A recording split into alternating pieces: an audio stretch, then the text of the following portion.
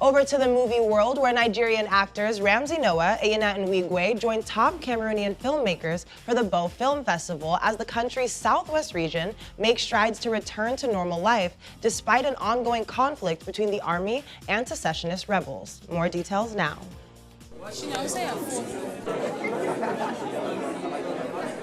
Filmmakers and actors, including Nollywood superstars Ramsey, Nouah, and Eyinna Nwigwe, gathered in the western Cameroon town of Buea for a film festival this week as the region tries to regain a measure of normalcy despite an ongoing secessionist conflict. Industry where there is a proper pre-production.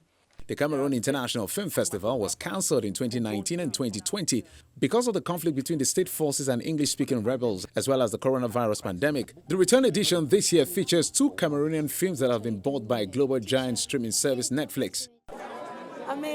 I'm so happy to be here again. I cannot believe I'm seeing all of those people after a long time, more than 2 years, I think. And it's so amazing. I'm so happy. We're finally back. Camille is back. Cameroon's 2 Western Anglophone regions have been gripped by fighting since 2017 as the rebels try to break away from the predominantly Francophone country. More than 3,500 people have died and 700,000 have been displaced in the violence. A fragile calm has reigned in Buea during the festival. The 400-seat cinema where the films were screened was filled to capacity on the opening night. Hardly anyone came in 2018 for fear of violence. Before the pandemic, we had the crisis. Okay, it shut down a lot of projects and people were thrown into jail. We still have filmmakers in prison till date because their opinions were misunderstood or their opinions went against one person or the other with the power to put them wherever they were placed.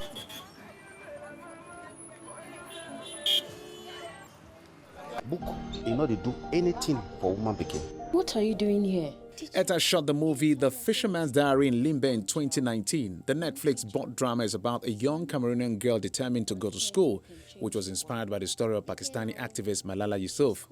This movie it has a very, very vital message that talks about girl-child education, which is a very, very sensitive topic that a lot of societies today still go through.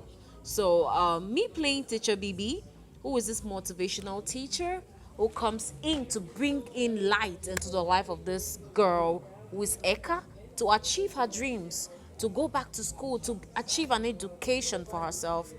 That was a big, big, big, big role for me to play. You go to school again? No, Papa. I'm not going to